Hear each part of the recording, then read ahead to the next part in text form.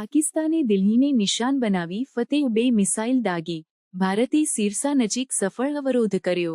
ભારત અને પાકિસ્તાન વચ્ચે તણાવ વધુ ઉગ્ર બન્યો છે, કારણ કે પાકિસ્તાને દિલ્હીને નિશાન બનાવીને ફતેહ-2 મિસાઇલ દાગી હતી, જેને ભારતીય વાયુસેનાએ હરિયાણાના સિરસા નજીક સફળતાપૂર્વક અવરોધી હતી.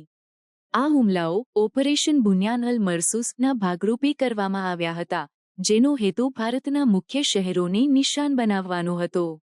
ભારતે આ હુમલાઓના જવાબમાં ઓપરેશન સિંદૂર શરૂ કર્યું છે, જેમાં રાવલપિંડીના નૂર ખાન એરબેઝ સહિત પાકિસ્તાનના 3 મહત્વપૂર્ણ વાયુસેનાના ઠેકાણાઓ પર મિસાઇલ હુમલાઓ કરવામાં આવ્યા છે. આ હુમલાઓમાં પાકિસ્તાનના સૈન્યના મુખ્ય મથકોને નિશાન બનાવવામાં આવ્યા છે, અને બંને દેશોએ પરસ્પર હુમલાઓમાં અનેક લોકોના મોતની પુષ્ટિ કરી છે. આ તણાવના કારણે આંતરરાષ્ટ્રીય સમુદાયમાં ચિંતા વધી છે. United Nations, US, UK, Russia અને ચાઇના સહિતના દેશોએ બંને દેશોને સંયમ રાખવા અને શાંતિપૂર્ણ વાતચીત દ્વારા સમસ્યાનો ઉકેલ લાવવા માટે આહ્વાન કર્યું છે. વિશ્વના નેતાઓએ આ તણાવને ઘટાડવા માટે કૂટનીતિક પ્રયાસો શરૂ કર્યા છે.